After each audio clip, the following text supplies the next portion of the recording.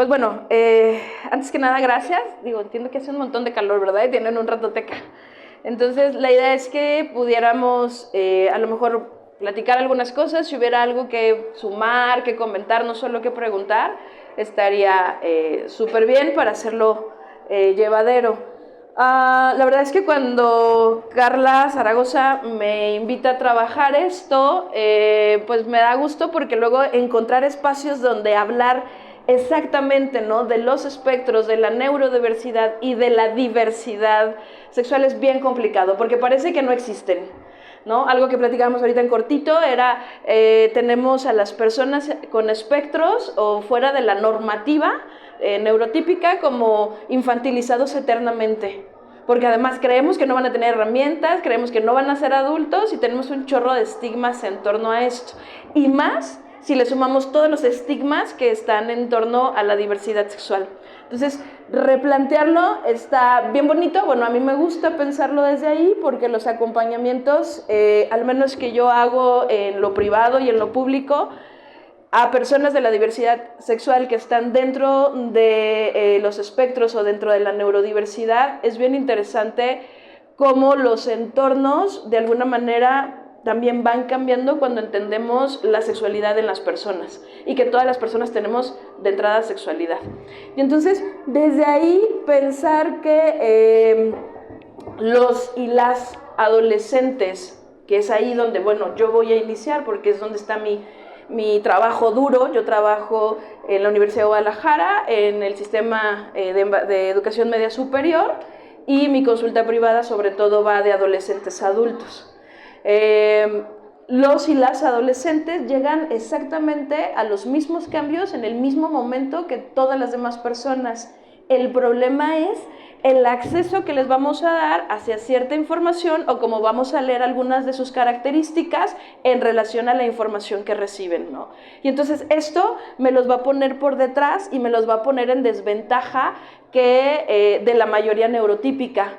Que bueno, hablar de ventajas, yo lo voy a poner entre comillas, porque pensar que un adolescente neurotípico tiene ventajas porque tiene mucho más acceso, por ejemplo, al no sé si sea una ventaja, ¿no? Alguien que está dentro del espectro y que el contexto familiar funciona, pudiéramos pensar que va a estar más alejado de algún tipo de información porque hay cierta vigilancia o tutela punitiva, ¿no? Y digo punitiva porque también habría que repensar cuál va a ser nuestra postura como educadores, como padres, como madres, como orientadores o como gente que acompaña los espectros.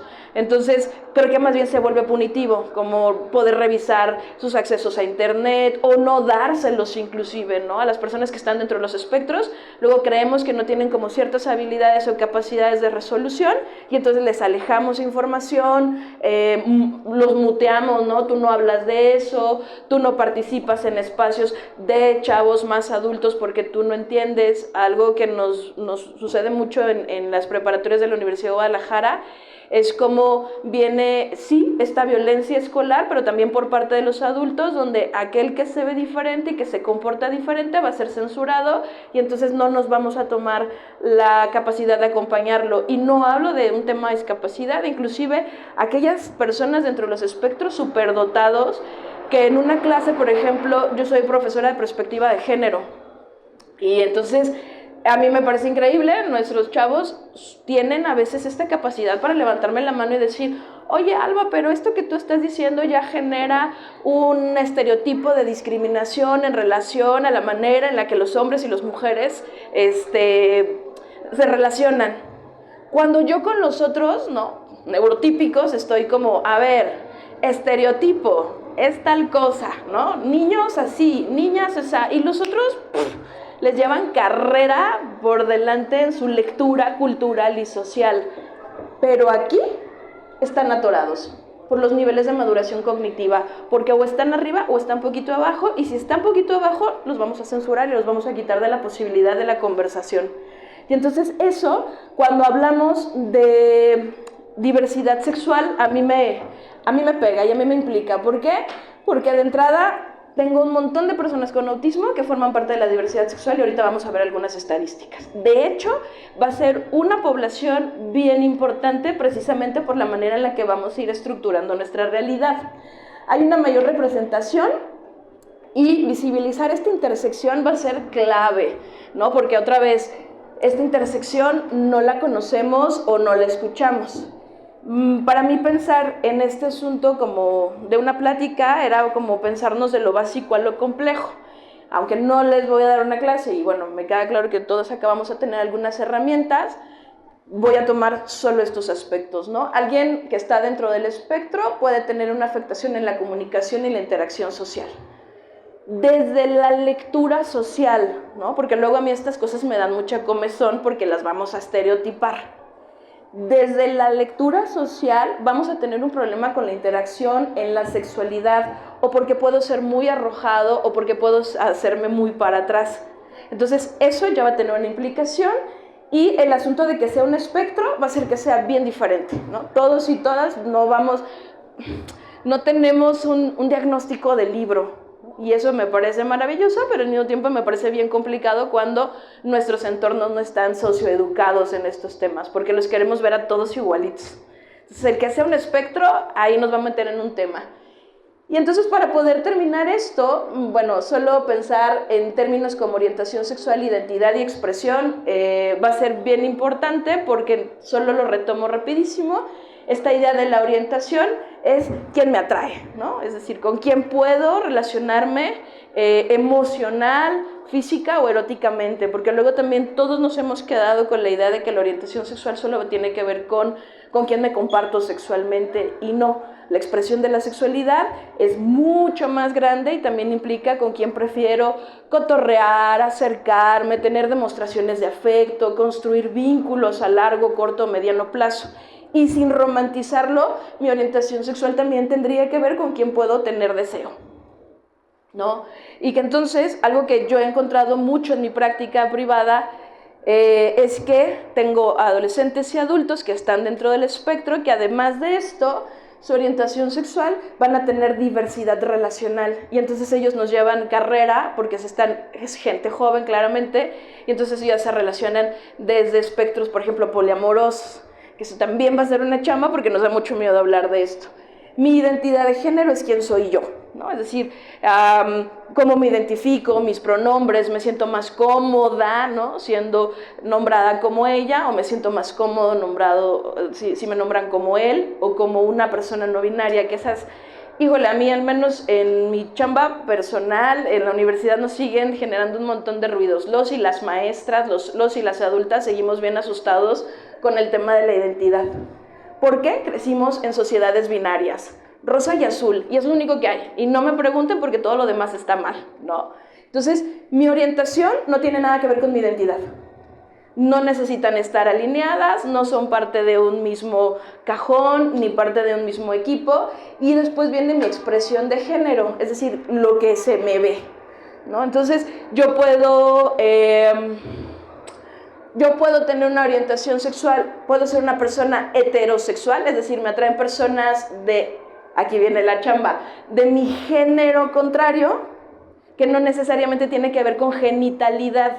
Y esto en los espectros va a ser bien importante, porque acercarnos a las y a los adolescentes para hablar de estas cosas es también hacerlos sin un montón de mitos. Entonces, yo puedo ser una mujer, decimos cisgénero, es decir, mi identidad de género está relacionada con mi sexo de asignación o con la genitalidad que un médico vio cuando yo nací, y a partir de eso dijo, Alba tiene vulva, Alba es una mujer, es una niña, ¿no?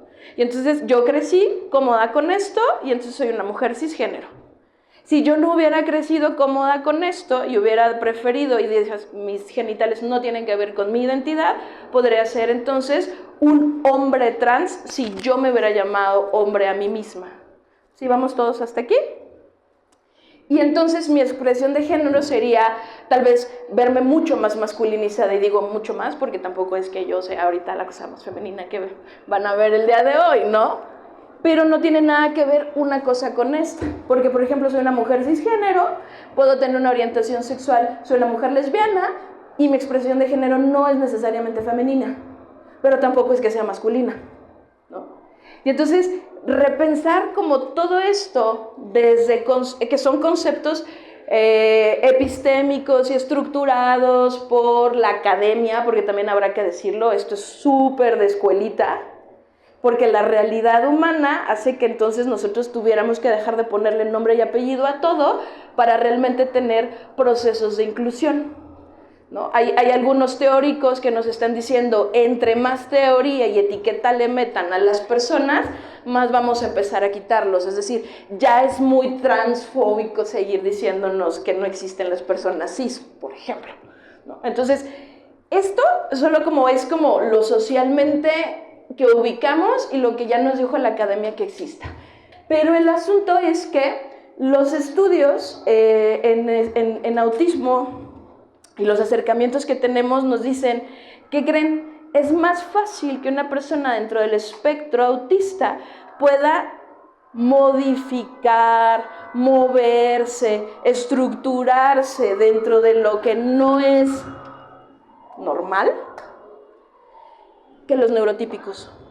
Porque entonces Alba creció con toda una historiedad social que me dijo, pues eres niña, te tienen que gustar las muñecas, tienes que elegir una carrera preferentemente de chavas, ¿no? Tienes que verte de esta manera, pero las personas dentro de los espectros es mucho más fácil que lo cuestionen y digan, ay, pero eso está bien aburrido. Y eso no está dentro de, luego le pusimos nombre, dijimos que eran hiperfocos y rutinas, que también es muy académico para mi gusto, porque solamente somos personas. ¿Cuántos de nosotros, cuántas de nosotras tenemos hábitos y gustos bien randoms, ¿no? En un alimento que no tienen que ver con esto, pero o que no los contamos o que no los vivimos como tendría que ser, porque somos neurotípicos, porque nos metieron en la cajita de así se tiene que ver. Las personas dentro del espectro tienen esta posibilidad de expresar su identidad y de construirse de manera distinta, precisamente porque cuestiona la realidad. El espectro nos permite decir, eso no está padre, eso no me gusta, no me llama tanto la atención, porque yo tendría que saber de Barbies y no de dinosaurios, ¿no? Por ejemplo, por mi sexo de asignación. Entonces, como ellos vienen y nos cuestionan, va a ser bien importante pensar que ellos tienen un pensamiento analítico de su propia identidad, las personas dentro del espectro. Y las personas dentro del espectro que empiezan a vivir procesos de diversidad relacional y sexual es porque su autoidentificación y su exploración del género va a ser mucho más lento en comparación a los y a las adolescentes neurotípicas. Los y las adolescentes neurotípicas dicen, pues es que nos tiene que gustar el personaje otaku de moda, me tienen que gustar los chavos de esta manera, si mi genitalidad es femenina y todos me han hablado de cómo se construye la identidad femenina, y entonces las chicas, por ejemplo, los chicos neurotípicos, se van a ir por ahí. Y van a estar muy cómodos con estas cosas. Las personas dentro del espectro, por las dificultades de la flexibilidad, no, es como, yo no me voy a poner esa falda porque no me siento cómoda. Pensemos todos y todas acá, cuántas veces nos hemos puesto una ropa con la que no estamos cómodos en una situación y en un lugar, porque hace calor, porque me aprieta. Yo tengo un tema, ¿no? Hay ropa que pica. Y a lo mejor yo estoy ahí adentro, pero es que hay ropa que pica y hay telas bien incómodas. Pero nos lo ponemos y lo usamos porque tiene que ver con mi género y tiene que ver con lo que tengo que representar. La falta de flexibilidad en el pensamiento de las personas dentro del espectro o en algunas características o niveles va a hacer que digan, y hazle como quieras, ¿no? Y entonces luego decimos, híjole, qué random, ¿no? O sea, gracias, vas de traje y tenis. Bueno, ahora ya no es tan random como antes, está bien chido, pero cuántas cosas no flexibilizamos para sentirnos cómodos los que estamos acá, ¿no? Del lado de los típicos, de los bien hechos, dicen la gente que no le sabe a esto. Y entonces, limitar mi capacidad de adoptar un concepto de género está en ellos. Ojo, aquí ni siquiera estoy hablando de diversidad sexual, es solo desarrollo cognitivo. Las personas dentro del espectro autista van a tener mucha limitación pero para el género como una construcción cultural nuestra. Es decir, esto no es parte de un proceso de discapacidad, esto no es un problema social, de ninguna manera.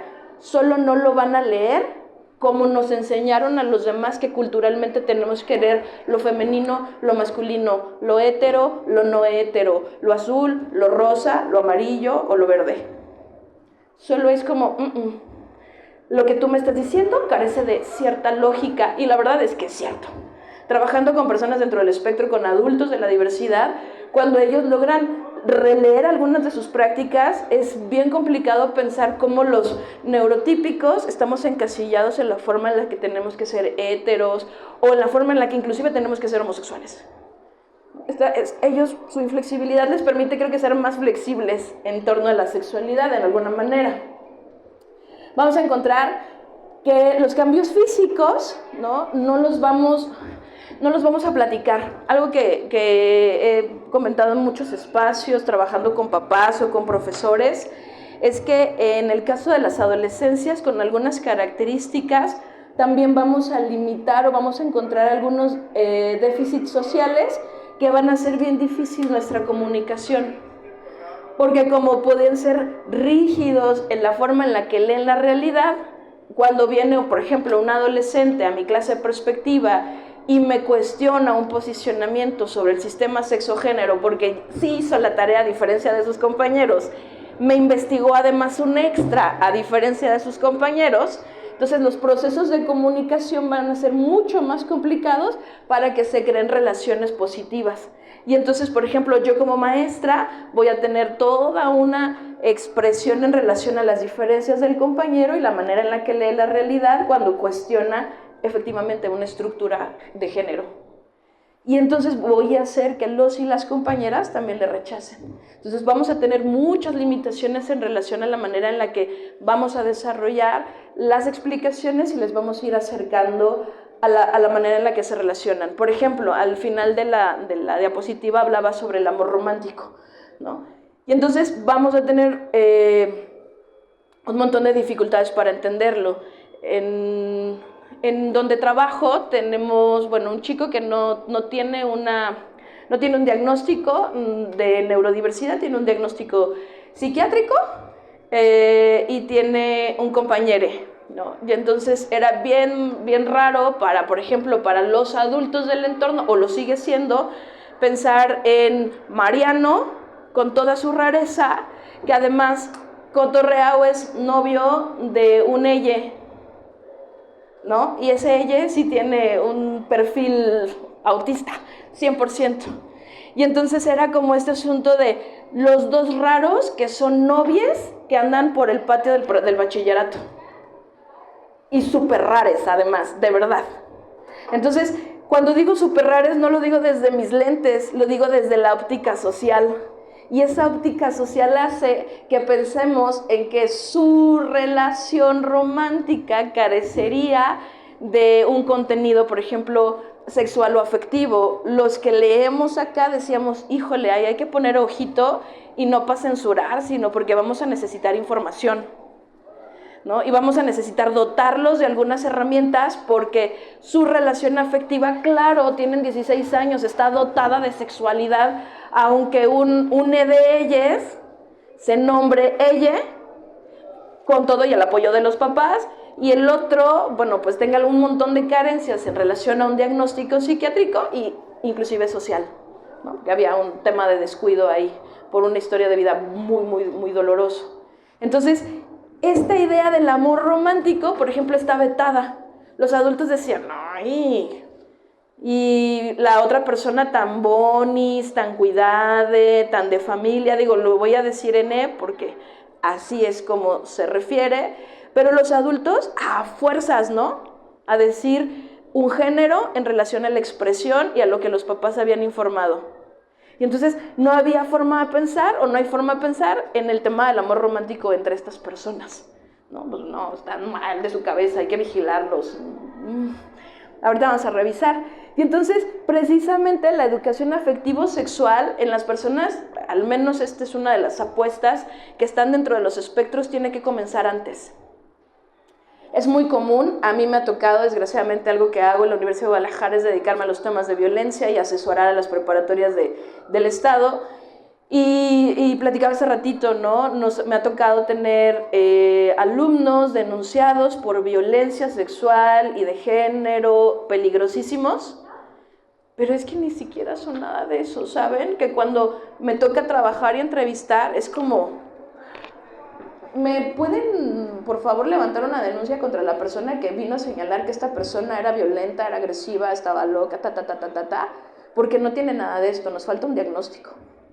Y faltaba un diagnóstico y se detectan, ¿por qué? ¿Qué? Porque a lo mejor el espacio corporal yo no lo respeto, ¿no? Porque me es mucho más fácil interactuar si me siento cómodo o cómoda, porque mi impulso sexual es distinto al de los demás. Hemos tenido, dentro de los protocolos que tiene la Universidad de Guadalajara, está el de sancionar la violencia, y entonces son señalados como agresores sexuales o agresoras sexuales por no cuidar el espacio corporal, porque se les hace mucho más fácil, ¿no? A nosotros nos han dicho, no puedes, o hemos aprendido punitivamente a no hablar del cuerpo de otros y de otras, y lo disfrazamos de piropo, ¿no? De que, qué bonita, o hacemos comentarios randoms fuera del lugar.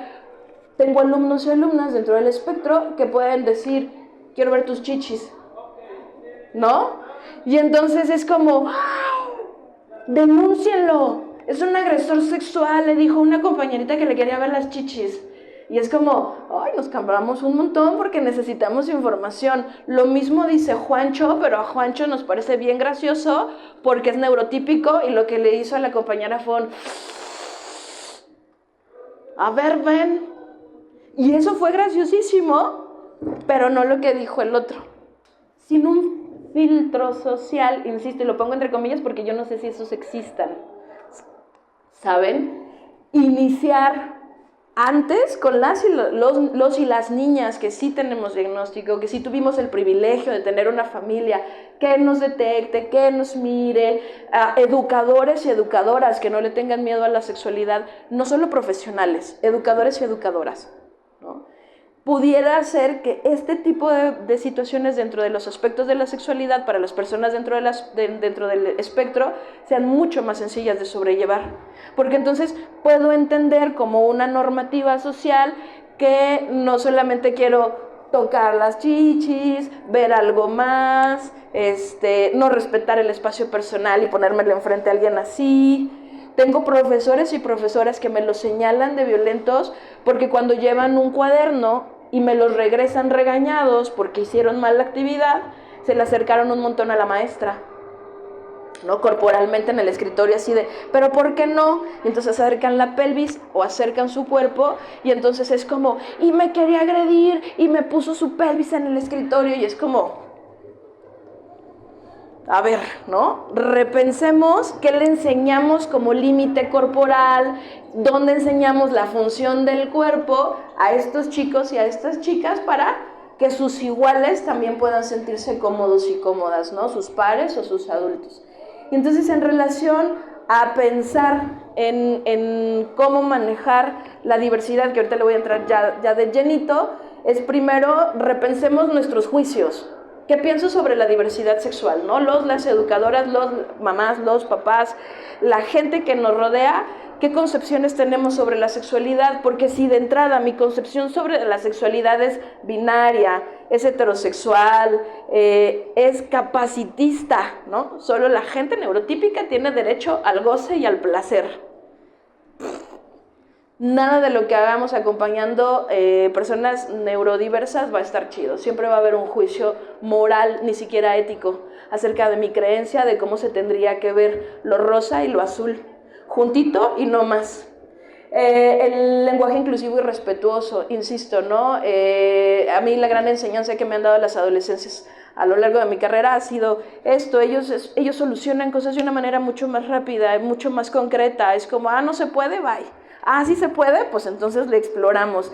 Y entonces esta idea, por ejemplo, de cómo se quieren ser nombrados, de cuáles son sus características, pues las podemos respetar. O sea, es decir, a mí, ¿en qué me mueve como educadora que tenga un alumno ella que está dentro del espectro o no, y que traiga sus uñitas pintadas al salón de clase, o que traiga la greñita rapada, si finalmente a lo mejor está aseado, está aseada, la manera en la que expresa su sexualidad no es un problema. Ofrecer espacios seguros y accesibles y educar en temas de diversidad y neurodivergencia. Ahorita les voy a decir cómo hacemos un poquito esto, ¿no?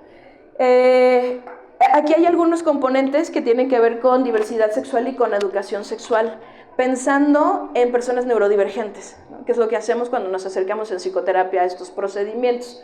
Cuando somos niños, es importante propiciar el conocimiento de una imagen corporal desde una perspectiva positiva, es decir, mi cuerpo está bien.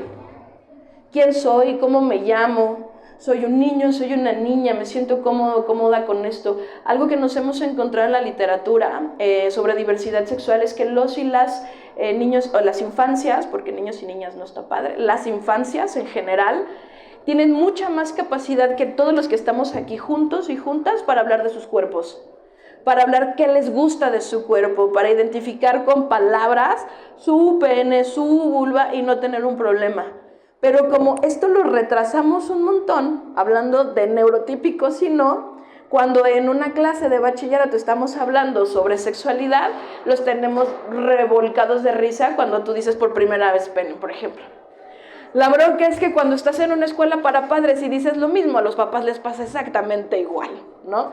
Y entonces dices, sí, pues sí, yo con los de 15 puedo, pero con los de 40, los de 50, híjole, ¿no? Señor, relájese un montón, ¿no? Porque se ponen a sudar, se incomodan, se ríen, es como, de eso no se habla. Los niños y las niñas, las infancias, necesitan poder hablar de sí mismos. Si tengo una infancia dentro de los espectros, dentro de los procesos neurodivergentes, también, es decir, permitámosle que se expresen de su cuerpo, porque inclusive esto nos va a hablar de malestar, dicen los psicólogos, ya ven que somos bien exagerados, de malestares clínicos significativos. Una infancia dentro del espectro nos puede hablar de malestar físico corporal si le hacemos caso. Porque entonces, si yo creo que la ropa pica y tengo una infancia que no se empieza a sentir cómodo con el desarrollo corporal en su identidad de género, no lo va a expresar, sí lo va a decir. El asunto es, yo estoy preparada y he generado espacios para escucharlo, o es, ponte los calzones y vámonos. ¿Por qué no te los quieres poner? Y entonces eso también me habla de prevención del abuso sexual infantil. Y las personas que están dentro de los espectros, si las infancias neurotípicas corren un montón de peligro, las infancias no neurotípicas, híjole, ¿no? O sea, ¿qué me cuesta parar 5 minutos mi rutina para preguntar qué tienen de malo esos chones? Y entonces a lo mejor voy a entender que sí, pues es que a lo mejor le aprieta y a lo mejor no es tan cómodo, o a lo mejor necesita acomodar su pene. Y no pasa, no te toques, no te lo pongas así porque eso no es de hombres. Esa fue mi lectura adulta.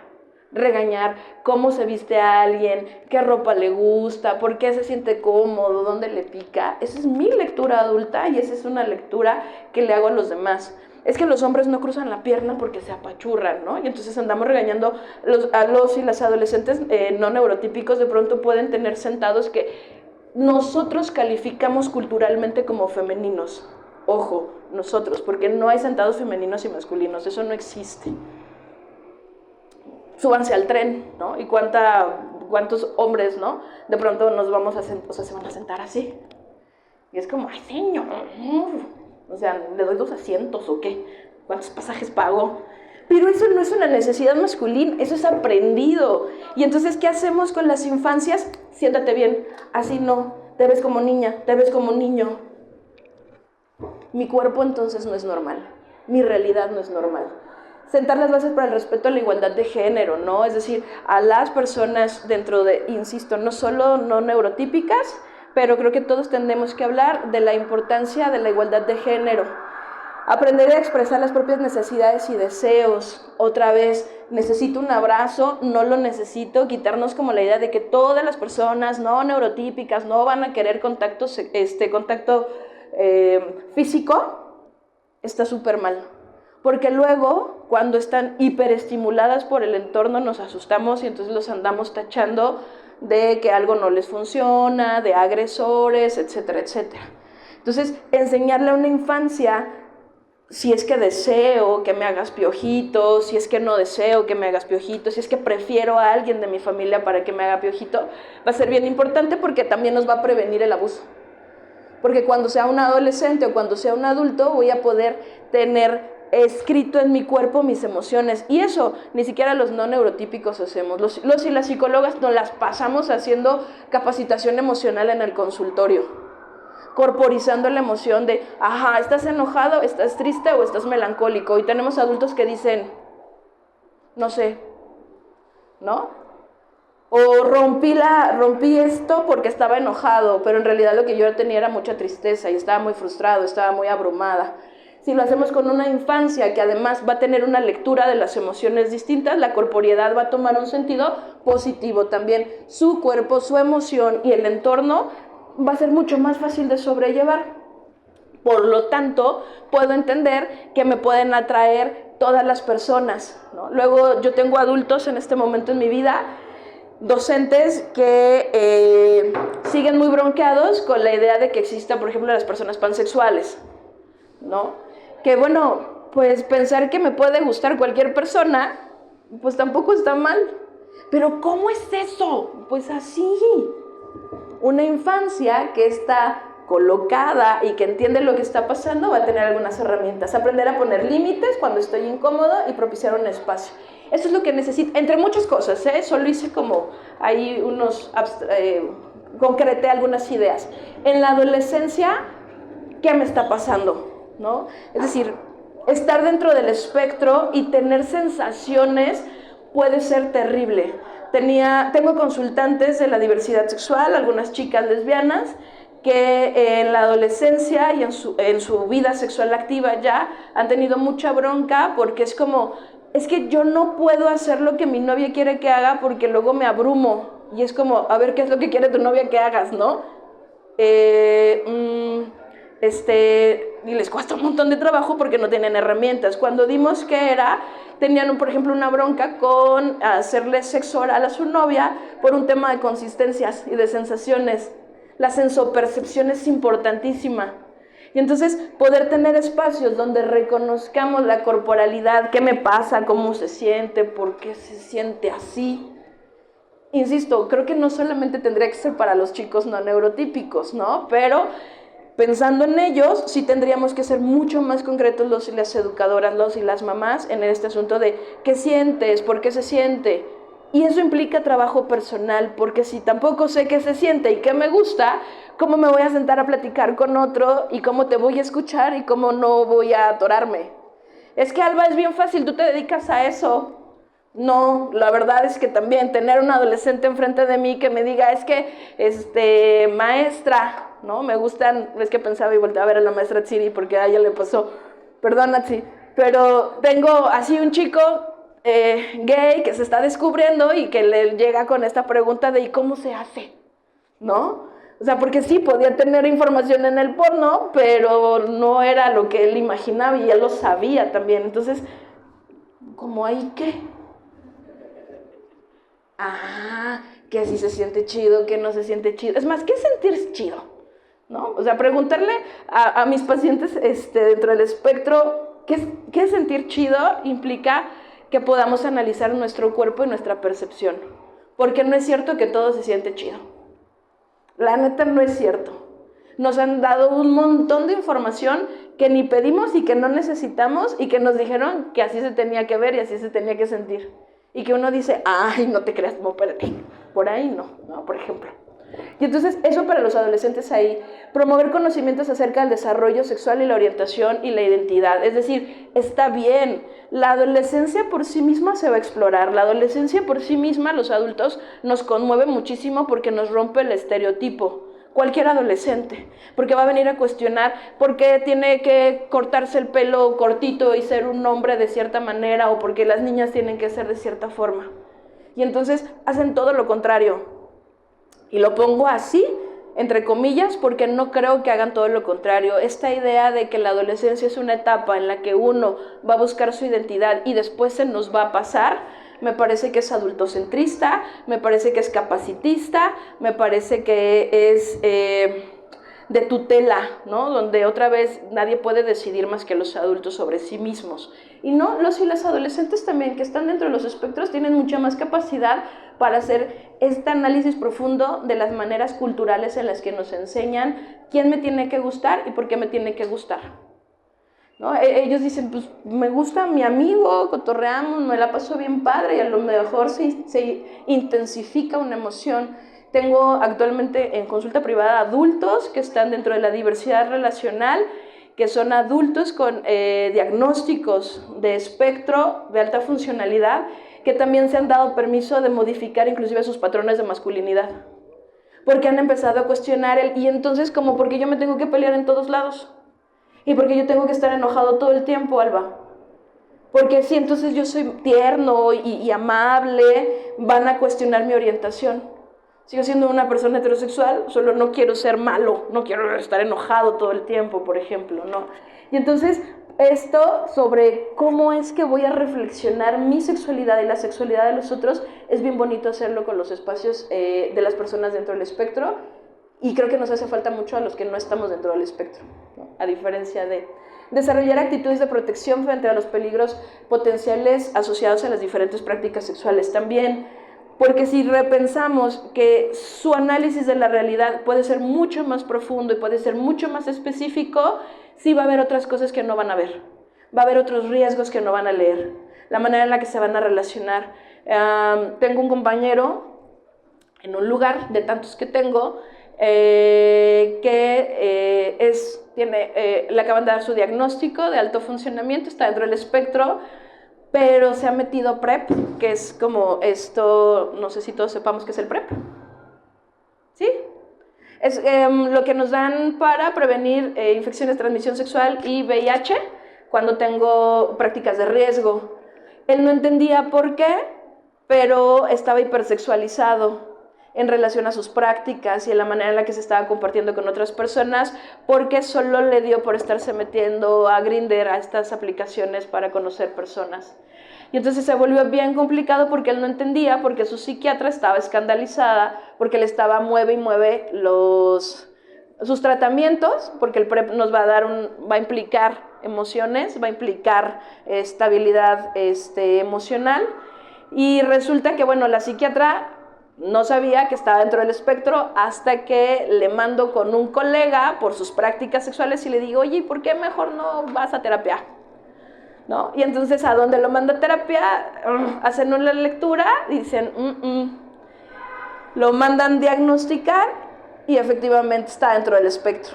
Y entonces entendió su terapeuta junto con él que todas sus prácticas de riesgo homosexuales estaban relacionadas con que no había una lectura del riesgo que estaba haciendo, porque finalmente solo había este impulso de compartirse con otros y con otras y estaba cool.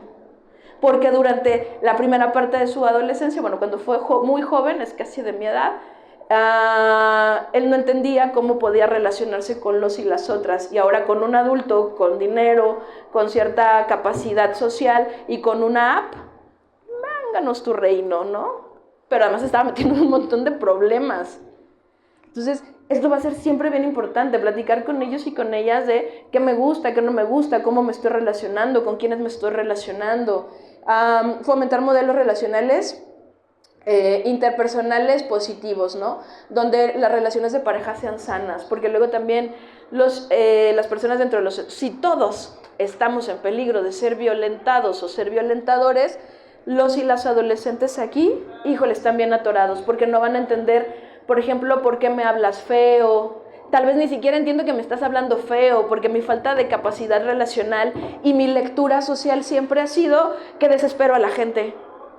Entonces, como siempre me han dicho que desespero a la gente y que soy rara, entonces cuando viene una pareja y lo sostiene, no voy a poder poner límites y me voy a arriesgar siempre a ser lastimada, ¿no?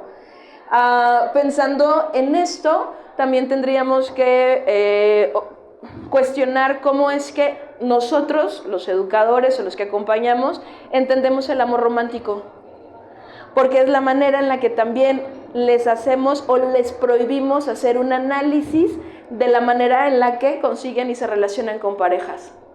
Es decir, yo siempre tenemos todos y todas estas ideas sobre la media naranja, ¿no? Por ejemplo. Y entonces vamos a venir a ser completados por la otra parte. En los procesos de diversidad sexual, el problema cultural es que creemos que los hombres son promiscuos y creemos en el amor eterno de las morras que se relacionan con morras, ¿no? Porque no son solamente las mujeres lesbianas, ¿no? Hay un montón de formas de relacionarnos. Y entonces la manera en la que nos relacionamos, no hay una lectura para la diversidad sexual. Y entonces, si permitimos temas desde la estructura promiscua, desde la estructura de la violencia, es que las chavas no son violentas, las chavas no se violentan.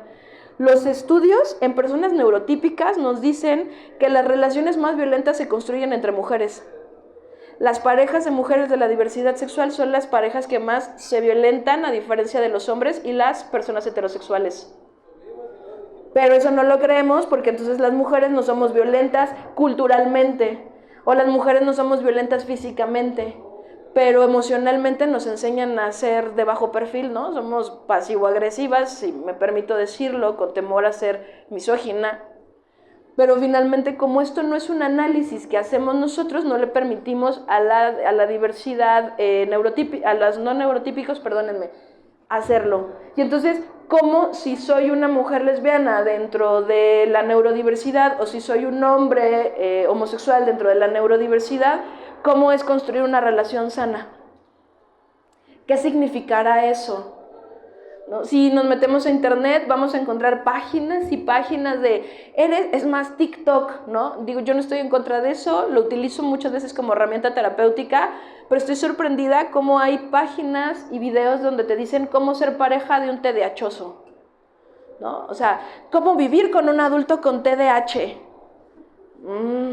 Sí, claro, necesitamos mucho acompañamiento, sí, claro, vamos a perder toppers, termos, aún siendo adultos. Sí, claro, vamos a ser gruñones y gruñonas de muchas formas, pero eso no hace que mi neurodiversidad no tenga esta capacidad de reflexionar como adulto y como adulta qué estoy haciendo con el otro y desde dónde me estoy comunicando. Es que las personas con TDA o dentro de algunos espectros va a ser difícil que sean monógamas, por ejemplo. Yo me he encontrado artículos y un montón de videos bien randoms que dicen este tipo de cosas. ¿Por qué? Porque una persona con TDA entonces va a necesitar muchos estímulos inmediatos y rápidos y entonces se aburre de sus parejas.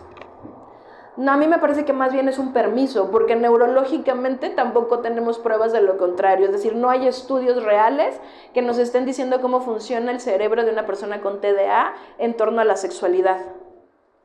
Entonces me parece que trabajar estas cosas dentro de la diversidad sexual de las personas con TDA o con alguna neurodivergencia es súper importante, porque luego de ahí nos hacemos mañosos y mañosas. No, es que yo no me puedo estar en paz. No, es que yo no sé cómo se construye una relación de pareja sana. Si soy una educadora que acompaña a personas, tendría yo también que preguntarme qué entiendo por amor romántico, qué entiendo por deseo, qué entiendo por placer, qué prácticas inclusive me pueden escandalizar, porque entonces ahí va a haber una voz social que puede hacer que mi acompañamiento empiece a ser sesgado y entonces la identidad de género la cuestione. Tú no sabes qué es lo que quieres, tú no sabes quién eres, eso no existe. Pensaba un poco cuando preparaba esto sobre las necesidades que tenemos en las diferentes etapas de nuestra vida, en la neurodiversidad, y entonces decía, claro, si esto no lo hablamos acá, ¿qué va a pasar con la ola de odio que empieza a crecer a nivel internacional sobre la diversidad sexual, ¿no? Porque bueno, existe, está creciendo, no tarda en alcanzar a los países latinoamericanos, estamos a nada de que todas nuestras prácticas y políticas públicas y educacionales se vean insertadas en estos cuestionamientos. ¿Qué voy a hacer como educador? ¿Qué voy a hacer como papá o como mamá de una persona que está aquí y que además está cuestionando su propia identidad? Y me dice, no me siento cómoda con un vestido. No, bueno, no jalo aire antes de tiempo. Pregunto por qué no te sientes cómoda con el vestido. A lo mejor es porque tiene encaje y pica, ¿no? No te sientes cómodo con la camisa de manga larga porque ahoga y hace calor. antes de cuestionar la identidad de alguien, ¿no? Creo que la pregunta mágica sería, ¿por qué no te gustan los vestidos? ¿Por qué no te gusta tu cabello largo? ¿O por qué quieres tu cabello largo? Las infancias y las adolescencias tienen esta capacidad de podernos explicar sus necesidades. Nosotros somos quienes no estamos escuchando. Los estudios y la academia nos dice, replanteemos la manera en la que estamos leyendo. Esta dicotomía o esta situación acerca de biología y naturaleza, biología y cultura, es un pleito perdido. Porque estamos colocando infancias, estamos colocando identidades, estamos colocando expresiones que solo son comportamiento y conducta en relación al bienestar y a la salud comunitaria y de las personas.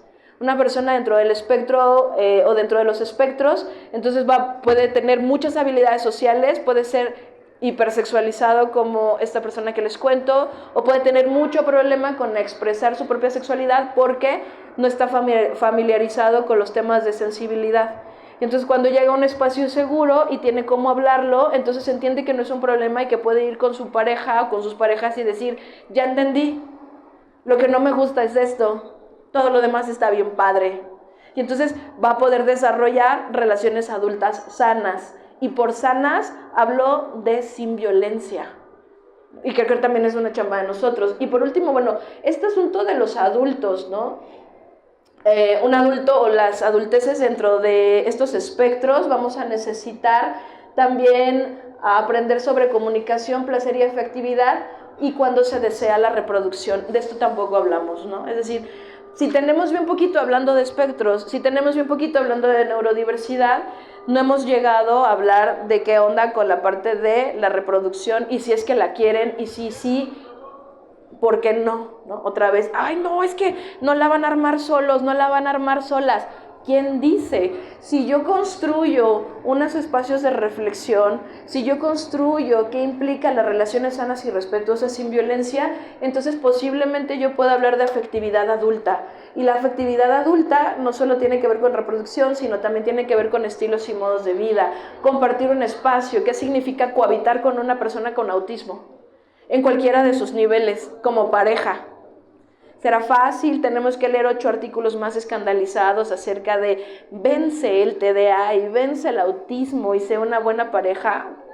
Es que no solo se trataría de la pareja, ¿no? Se trataría de poder tener espacios donde yo identifico qué siento cuando me frustro, qué siento cuando me siento abrumada, qué pasa si estoy hiperestimulada por el entorno, ¿no? Tuve un día ajetreado, se me ocurre, a mí, eso lo puedo compartir, a mí me pasa que si yo voy a un concierto, así de música con mucho ruido, yo llego a mi casa después como, ¿y qué hay que hacer? ¿No? Entonces yo, ay, ¿cómo que hay que hacer? Hay que dormir. No, es que había música, había ruido, había gente, ¿qué hay que hacer? Nada, que te duermas. Entonces mi pareja va a ser como, ¿a qué horas? ¿Dónde la apago? ¿Le pego? Yo sí me cansé, ¿no? Pero yo no. Tengo un espacio seguro para hablar de esto. ¿Quién construye estos espacios? ¿Cómo me enseñan entonces a identificar que la del problema sí soy yo? Porque estoy hiperestimulada. Y entonces que yo necesito ir bajando avión, literal, ¿no? Para que cuando llegue, o sea, mi rutina de noche me permita entonces acostarme después de estar hiperestimulada y dejar dormir a mi pareja o a los demás. Y no ser como que y molestar al gato y al perro para que alguien me haga caso porque yo traigo mucha energía aún. Y eso es una neurodivergencia. Y entonces queremos, no sé si ahí le sonó también familiar a alguien, pero está bien feo que nadie te siga, que nadie quiera conectarla, ¿eh? O sea, que uno esté así como, y todos digan, ya se acabó, ya se terminó la fiesta. Ni el perro te hace caso, ¿no? Y no está chido. ¿Qué onda con mis afectos? ¿Qué onda con mis entornos? ¿Cómo me comunico? ¿Quién me enseñó a comunicar? Propiciar principios en las que las relaciones sentimentales estén basadas en respeto, en la igualdad, en la corresponsabilidad y ampliar habilidades de expresión emocional y empatía que nos permitan vivir nuestra sexualidad otra vez. ¿Qué sí me gusta? ¿Qué no me gusta? ¿Por dónde me gusta? ¿Por dónde no me gusta? Y tener espacios para poderlo reflexionar. Las personas dentro de los espectros necesitan esto, nos están alcanzando, al menos yo los veo a nivel de bachillerato. Yo tengo 41 años de edad. Hace 10 años no los encontrábamos en espacios educativos tan altos. Están en las prepas, están en las universidades, están generando relaciones afectivas a largo plazo, están cuestionando las formas tradicionales de relacionarse también. Ellos son los que nos están abriendo las puertas a muchas personas en la diversidad. Y entonces, pensar en nuestros posicionamientos van a ser bien importantes porque efectivamente nos siguen un montón y cada vez los vamos a ver en más espacios y con diagnósticos, no solo raros. Antes no llegaban porque no los dejábamos llegar, porque no entendíamos, no es porque no pudieran. Ay, Alba, es que hay un montón, ahora todos tienen, y yo, no. Tal vez resulta que ahora tenemos acceso y no sé qué tanto, porque hay mucho privilegio en las personas que podemos tener acceso a estos espacios, ¿no? Pero entonces, repensar cómo vamos a tener adulteces que tengan esta posibilidad y que tengan diagnósticos y que no estemos siendo señalados todo el tiempo por nuestras prácticas va a ser bien importante para que entonces no haya una triple o cuádruple discriminación, que esta es la idea, ¿no? Es decir, vamos a ser discriminados por pertenecer a la diversidad, pero también por tener un diagnóstico de neurodiversidad o del espectro, vamos a estar insensibilizados en ambas comunidades, porque entonces es doblemente raro, es doblemente rara. No me gusta cómo se expresa, me asusta. ¿Qué te asusta? ¿Qué no te gusta cómo se expresa? Estas son las cosas que tenemos que dialogar todos y todas juntos. La poca sensibilidad en los servicios de salud mental y de educación sexual. No estamos listos. Si no lo hacemos con neurotípicos, hacerlos con las personas que no están dentro de estos cuadros nos cuesta 3 o 4 veces más, ¿no? Nos cuesta acercarnos a papá y a mamá y explicar por qué sí o por qué no. Teníamos un alumno con una identidad trans y papá una vez nos decía, ¿no?, en un espacio escolar, es que si Dios me lo mandó gay no me queda de otra, pero ¿por qué no es un gay como Ricky Martin? ¿No? Y era como, respiramos profundo, somos compasivas, ¿no? Y entonces explicamos con un montón de amor por qué no va a ser como Ricky Martin, ¿no? Y no es gay, además, entonces. Parecería ocioso, pero hablar de estos términos de sistema sexo-género es bien importante en todos lados. La verdad es que los que tenemos privilegios los conocemos para arriba y para abajo, pero eso no sucede en todos lados. No todas las personas podemos reflexionar y decir, algo que hablo con los educadores cuando me toca capacitar profes es, me queda claro que es doloroso que me digan que si yo crecí aquí y que esto era correcto y que esto me hacía buena persona y que esto hacía que el mundo fuera bueno, ahora me digas que esto lastima y que esto no es correcto y que mis papás y mis propios educadores y la gente a la que yo amo y admiro se equivocaron. Hacer esto es dolorosísimo. Entonces, siempre les pido a mis chavos o a mis pacientes de la comunidad este asunto de ayúdame a moverme sin que duela tanto, porque no eres tú. Me duele mi pasado, me duele mi cosmovisión, me duele mi espiritualidad. Y entonces, este es el asunto de la poca accesibilidad, porque los educadores, los y las terapeutas crecimos en espacios determinados, con teorías determinadas, y moverme implica pensar que tal vez lastimé a alguien en el camino, que no siempre lo hice bien, o que estoy poniendo en duda a mis maestros de la escuela, por ejemplo, ¿no? Y entonces, repensar estos espacios a mí también me ayuda a pensar que ser autista no determina la orientación o la identidad, pero no la va a excluir. Es decir, no tiene que ver una cosa con la otra, pero está presente y es parte de la estructura de cada uno de nosotros todo el tiempo.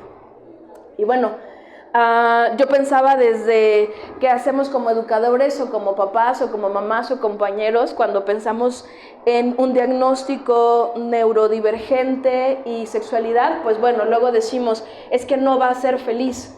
Pues yo pensaba más bien en que tenemos que pensar que va a ser aceptado y amado por muchas personas, como por muchas personas no somos ni aceptados ni amados, todos y todas, ¿no? La sociedad es cruel, sí, pero los que lo rodeamos le vamos a proteger y vamos a trabajar porque tenga una vida digna, y eso está bien padre, ¿no?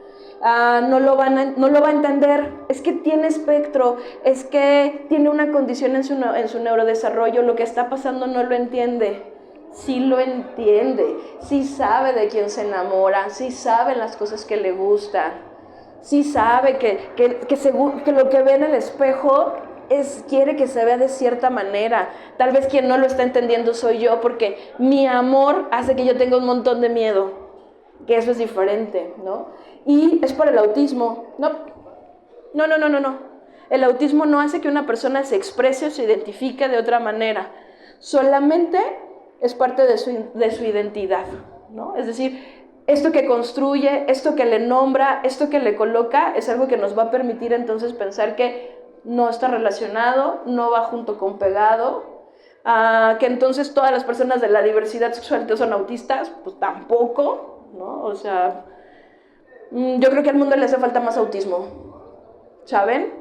Y menos neurotípicos, porque entonces podríamos ser más conscientes y podríamos acompañarnos desde lugares mucho más éticos. Si algo le he aprendido a la bandita que está dentro de los espectros y dentro del autismo, es que pueden llegar a ser mucho más éticos. Lo que le llaman inflexibilidad cognitiva, a veces es lo que nos falta a nosotros, pero relacionado con la justicia, relacionado con la verdad, relacionado con los valores y relacionado con vivir en comunidad.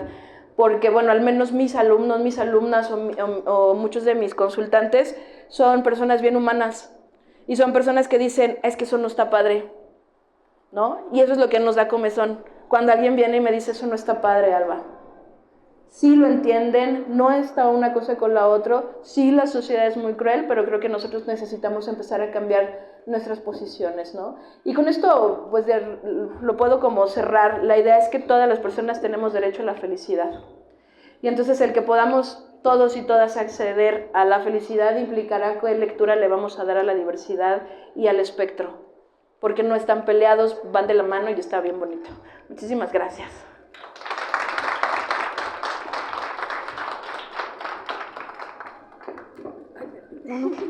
Bueno, te agradecemos, muchísimas gracias por parte de DIF Jalisco, por el tiempo, por tu orientación, por toda tu sabiduría que compartiste el día de hoy. Sí, chicos, ¿tienen algunas preguntas? Aprovechen. No. ¿Todo bien?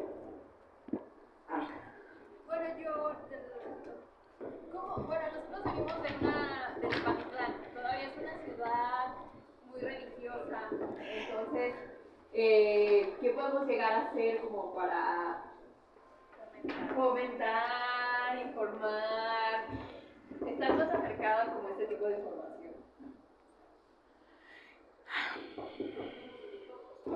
Híjole, qué preguntota, ¿no? Siguiente. Sí, platicamos, no.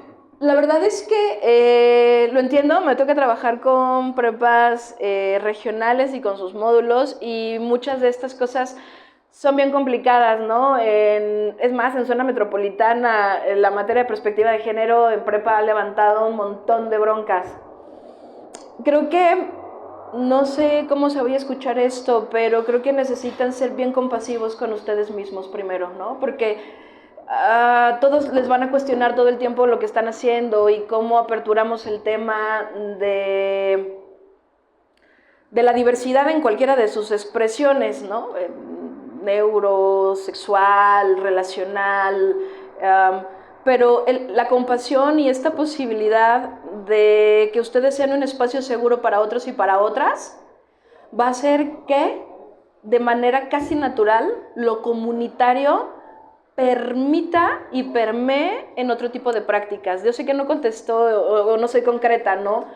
Pero que esto va a permitir que ustedes, por ejemplo, sean educadores y educadoras desde otros lugares, porque si yo sé que llego a la asociación como Alba porque estoy pasando algo, porque soy mamá de alguien que no entendemos cómo lo estamos viviendo, pero ustedes son un lugar seguro, yo voy a ir y voy de chismosa y le voy a decir, oye, creo que ahí nos pueden ayudar a tal cosa, y entonces eso va a hacer que cuando alguien cuestione, otros seamos los que digamos, no, espérate, con mi espacio seguro no, porque porque me escuchan, porque me sostienen, porque me acompañan, porque me ayudan a delimitar. Por compasión no hablo como de servilismo, sino hablo de esta posibilidad de acompasar paso a pasito, y eso también les implicará a ustedes como los autocuidados, ¿no? ¿Quién cuida al cuidador? ¿Quién les cuida a ustedes? ¿Quién les apoya a ustedes como educadores o como educadoras cuando yo vengo desde, por ejemplo, un espacio espiritual y te digo, no, porque eso está mal? O sea, te lo estoy diciendo desde mi propia espiritualidad. Yo he aprendido que acompañar también la espiritualidad o acompañar también una creencia religiosa es importantísimo, pero es dolorosísimo pensar que me tengo que mover, porque ¿cómo me estás diciendo que algo en lo que creo y que me da sustento está mal? Hacernos a un lado del eso está mal, a decir, va y te acompaño, y en el momento en el que tú quieras que lo hablemos con o sin ciencia, con o sin Dios, o solo tú y yo, a veces hace que el otro lado diga, ¿no me vas a contestar feo? Y entonces bajo la manita un poquito, porque insisto, creo que es muy doloroso, ¿no? Repensar que me estás diciendo que algo no está bien en mí. Y entonces cuando tú me dices eso, por ejemplo, pienso en la parte conservadora, pienso en la parte estructural, mi reacción va a ser querer ir como a contracorriente y demostrarte que no, pero ahí nos vamos a cansar y ahí nos vamos a lastimar. Y es como, está bien, voy a empezar a construir mis espacios sociales y mis espacios comunitarios, que es algo que le pasa mucho a la diversidad sexual. La diversidad sexual termina generando sus propias familias porque son desechados de la familia de origen. Y no desde el odio, solo es como payasito, allá, no me vengas a hacer ruido aquí. Y entonces las personas de la diversidad terminan construyendo entre amistades espacios relacionales seguros donde van a poder tener encuentros, van a poder festejar, inclusive van a poder continuar con su espiritualidad. Hay una asociación, supongo que la conocen, la verdad es que tiene materiales bien bonitos, que se llama Católicas por el Derecho a Decidir, y Católicas por el Derecho a Decidir tienen un área de diversidad sexual. Y entonces desde el encuentro con Dios logran hacer como todo este acompañamiento a la diversidad intelectual y sexual. O sea, no solamente hablan de sexualidad, también hablan de neurodiversidad. Entonces, por ejemplo, estos espacios de reflexión con comunidades tan tradicionales a veces nos dan herramientas para poder conciliar la fe o conciliar lo tradicional, conciliar con aquellas cosas que creemos que son, sin separarnos y sin violentar. Se me ocurre. Ya que no contesté en tu totalidad, ¿sabes? Sí.